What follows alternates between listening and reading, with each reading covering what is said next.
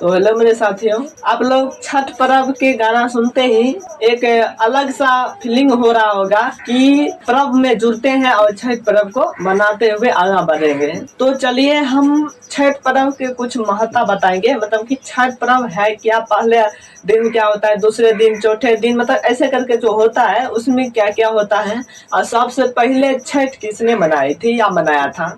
ठीक, तो चलिए शुरू कर। छठ पर्व जो है, छठ पर्व के दिन पवित्रता और सात्विक भोजन का ध्यान विशेष रखा जाता है। यानी कि जो छठ पर्व में विशेष भोजन होता है, मतलब जिसको नहा खा बोलते हैं, उस दिन विशेष ध्यान रखा जाता है। दूसरे दिन खरना होता है। खरना यानी कि जो रात में होता है, तो खरना पर व्रती जो है सूर्य के को जो है गुड़ और दूध, इनके मतलब कि बने भोजन को लगाकर और निर्जलता व्रत की शुरुआत करते हैं। यानी कि खरना से ही व्रत शुरुआत हो जाता है। ओके, तीसरे दिन की बात करते हैं, तो दिन मतलब कि दिन पूरा बीतने के बाद शाम जब होता है, संध्या काल में संध्या अग्र दिया जाता है, जिसको ऐसे करके देख रहे होंगे, मतलब कि अग्र देते हैं संध्या काल।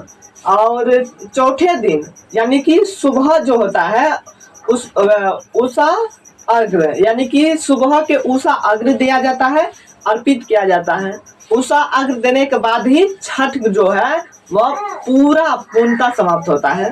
अब हम आप लोगों से प्रश्न पूछते हैं कि छठ पर्व सबसे पहले किसने मनाया था या मनाए थे। तो छठ पर्व महाभारत के मान्यता के अनुसार सबसे पहले कर्ण छठ पर्व मनाए थे, क्योंकि कर्ण जो है सूर्य के पुत्र थे। ओके, दूसरा, रामायण के अनुसार जब सीता माता वनवास गई थी, तो राम के पत्नी जो सीता माता थी, वो वनवास जब गई थी तो वो भी छठ पूजा मनाई थी। चौथा, एक मतलब के राजा थे, वो संतान के प्राप्ति के लिए राजा संतान के प्राप्ति के लिए जो है वह छठ पर्व को मनाए थे। यानी कि षष्ठी देवी नाम की जो महिला थी वह छठ पर्व को मनाई थी। तो ये छोटा सा जानकारी कैसा लगा, आप लोग इस पर जरूर फीडबैक दीजिएगा। अभी के लिए इतना ही, नमस्कार, जय हिंद, वंदे मातरम।